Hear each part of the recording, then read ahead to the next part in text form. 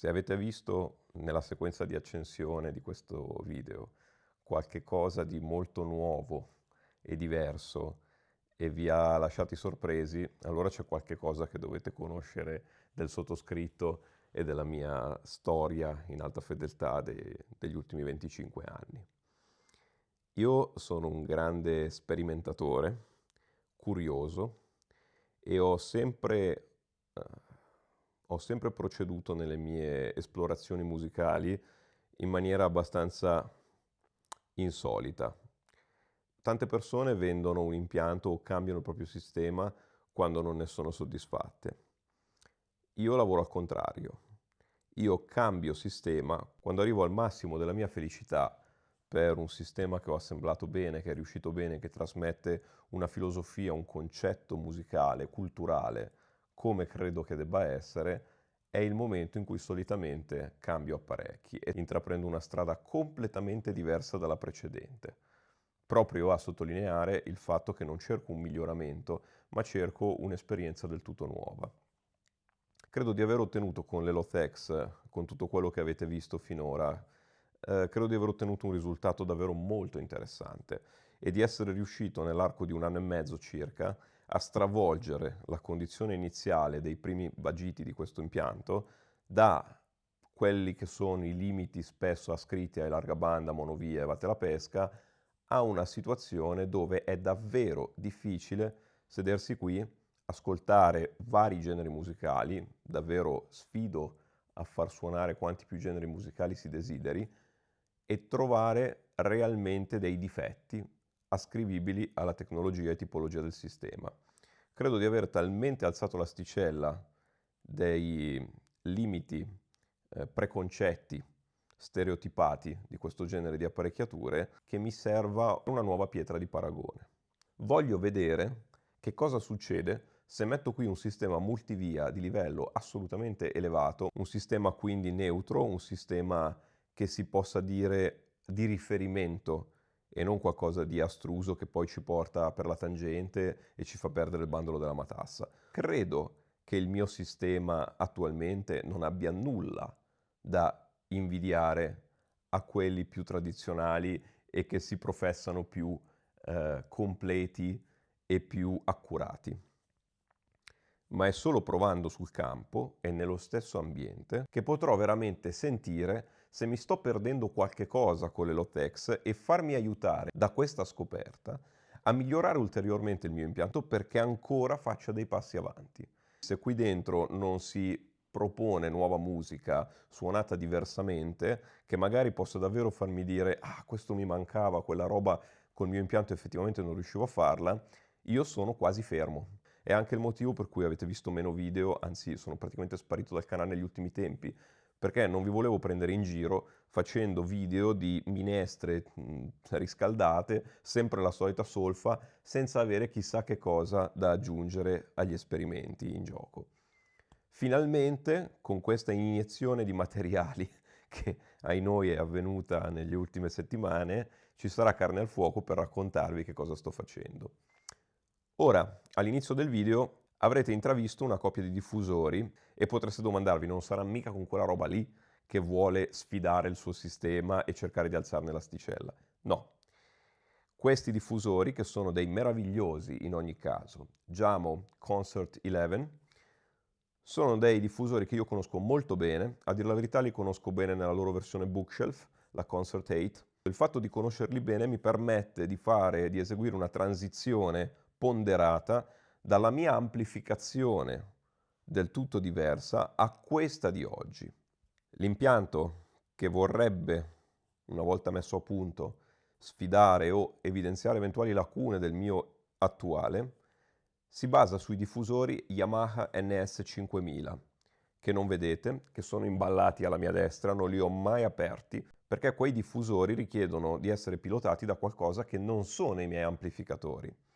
Non potevano essere i miei triodi, ma ci voleva qualcosa di decisamente più nerboruto. E di conseguenza ecco qui una coppia di Exclusive M6, finali di potenza fine anni 80, inizio anni 90, Pioneer Exclusive, quindi la serie top di Pioneer, qualcosa di veramente spettacolare, un sogno per molti, anche per me, e infatti quando li ho visti non ho saputo resistere.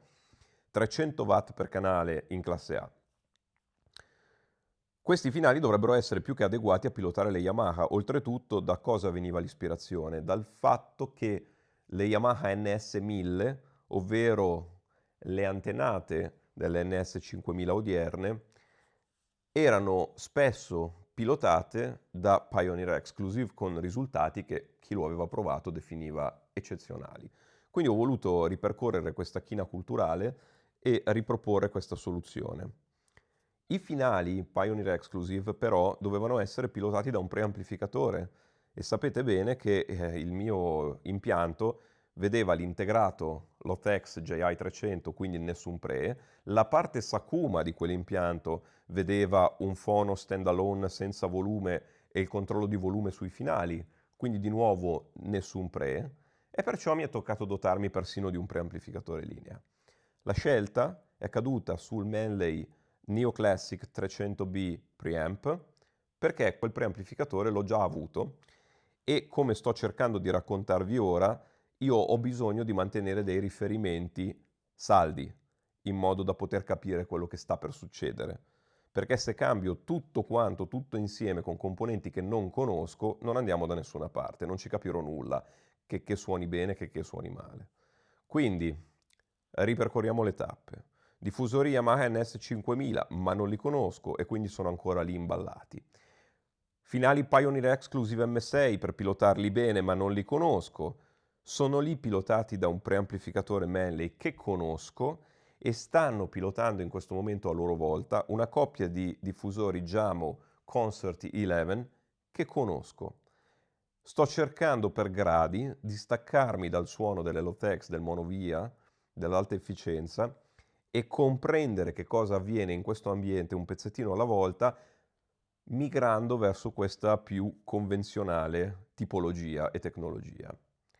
Quindi sono alcuni giorni, settimane, che mi sto godendo il suono delle onestissime Jamo Concert 11 che hanno un tweeter a cupola in seta, un midrange in magnesio, due componenti SIS XL meravigliosi e un woofer pari diametro del midrange, tutti oggetti, tutti altoparlanti di relativamente piccolo cabotaggio ma elevatissima qualità, un mobile bellissimo, scuola danese, con questo frontale misto sabbia e resina estremamente duro e pesante, diffusori fatti come Dio comanda.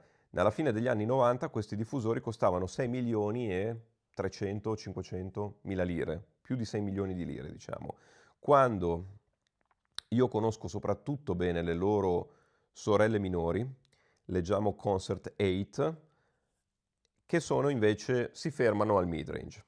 Quindi tweeter midrange senza il woofer aggiuntivo, in un bookshelf comunque di litraggio piuttosto generoso per la categoria, capace di un suono fantastico e vincitrici alla fine del 90, mi pare nel 99 o nel 2000, di un ESA Award.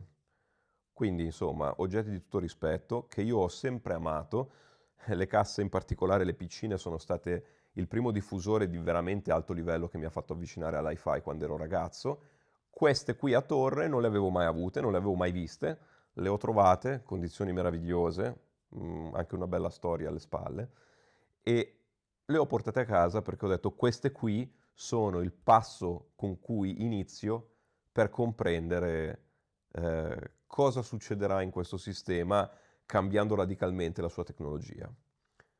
Ed eccoci qua perciò, quello che posso offrire ora è questo inizio di un racconto a puntate che vedrà di volta in volta l'introdursi dei componenti necessari alla grande prova e via via ovviamente il rodaggio delle Yamaha NS5000 e vedere che cosa succede, abbandonando solo per un momento il monovia e passando a qualcosa di più convenzionale ma di livello estremamente elevato. Che dire, divertiamoci e continuiamo a studiare per migliorarci. Eccoci qua.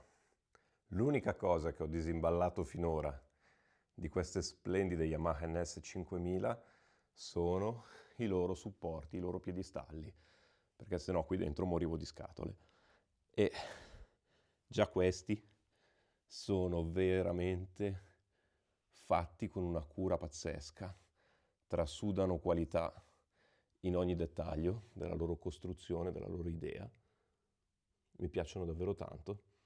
Posso solo immaginare se così sono stati curati i piedistalli, come saranno curati i diffusori. Ma insomma lo scopriremo presto. Come vi raccontavo, non potevo partire da qui e fare qualcosa di così radicalmente nuovo perché non ci avrei capito nulla. Perciò, come dicevo, partiamo piuttosto da qui.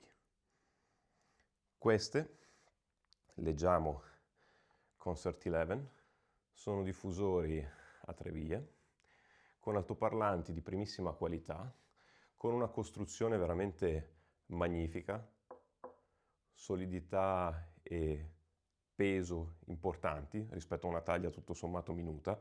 Questi diffusori pesano circa 30 kg cada uno e hanno, per dirvi una finezza, nei loro ponticelli qua dietro, nei loro morsetti, vedete questo insolito trittico di morsetti, fondamentalmente perché secondo come si collega il ponticello tra l'ingresso via bassa e l'ingresso via alta, si possono configurare 3 diverse curve di risposta del tweeter, o meglio, della gamma alta rispetto al resto. Quindi si possono, almeno a intervalli discreti, accordare i diffusori all'ambiente. Ora li stiamo ascoltando in maniera completamente flat, configurati per una risposta, tra virgolette, piatta. E come dicevo, riecco gli apparecchi che abbiamo citato. I meravigliosi finali Exclusive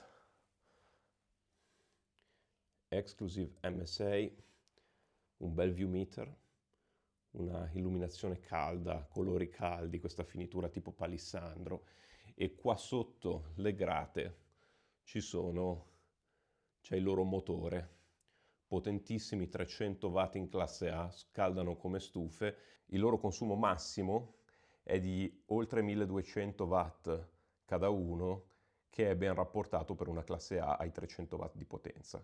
Quindi diciamo che i conti tornano e di fuffa non ce n'è. Così come non c'è fuffa nei loro 29 circa chilogrammi di peso ciascuno. Bellissimi. E se riuscissi a farvi vedere, ma non ne sono sicuro, la incredibile morsetteria posteriore, una stazza impressionante di questi morsetti che possono ospitare qualsiasi tipo di cavo e hanno un sistema molto intelligente di ingresso dall'alto con un gioco di morsa, come se fosse una di quelle morse che trovate sui tavoli da lavoro. Schiacciate i cavi lì dentro e non vanno più da nessuna parte. Il Prefono Manley Steeled, così come tutte le sorgenti, è ciò che già conoscete. Qui sopra non c'è nulla di nuovo. Nella parte Sakuma ovviamente non c'è nulla di nuovo, ma la parte Sakuma ai noi in questo nuovo sistema ci azzecca poco, quindi per un po' di tempo rimarrà lì a guardare. E il Manley Neoclassic 300B preamp è questo gioiello di preamplificatore linea basato sui triodi 300B, ovviamente, che sapete bene essere una questione insolita per un preamplificatore, anche se noi l'avevamo già sdoganata in questo Prefono, nel Sakuma. Certo, capite bene che il Sakuma è un'eccezione di quelle molto molto rare, e abbiamo già detto tante volte quanto questo dispiego di mezzi sia allucinante per un Prefono.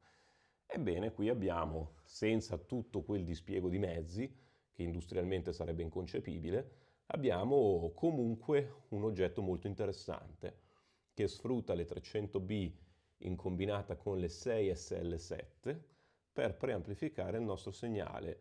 Questo amplificatore è anche uno dei più begli amplificatori cuffia che ci siano in commercio. Io non ascolto le cuffie, purtroppo non ascolto con le cuffie, ma chi lo fa solitamente conosce di fama questo prodotto, perché come pilota lui le cuffie con le 300B e tutto il resto, in pochi.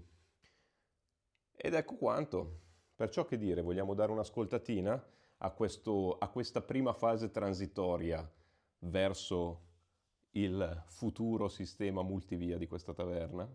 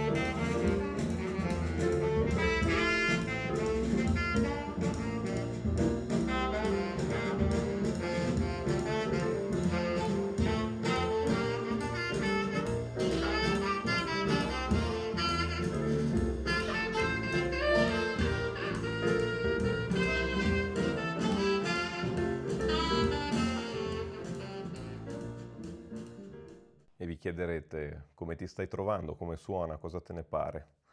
Beh, se pretendessi da questi diffusori di avere anche solo una parvenza dell'attacco, del nervosismo in senso buono, della competitività delle Lotex, sarei un folle.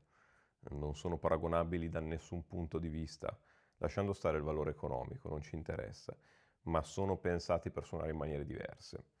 E mi sto comunque divertendo un mondo.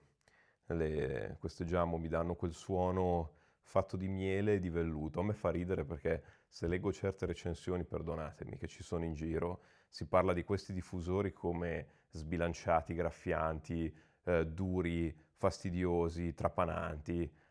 Allucinante. Questo mi fa capire ancor più quanto certi audiofili si siano abituati ad un suono completamente soporifero, completamente rilassato, ma rilassato in un senso stavolta negativo, intendo, cioè anni luce distante dalla musica dal vivo. La musica dal vivo è fatta di energia, di reazione, di velocità, di attacchi, di dinamica, ma lo fanno in una maniera estremamente domestica, addomesticata.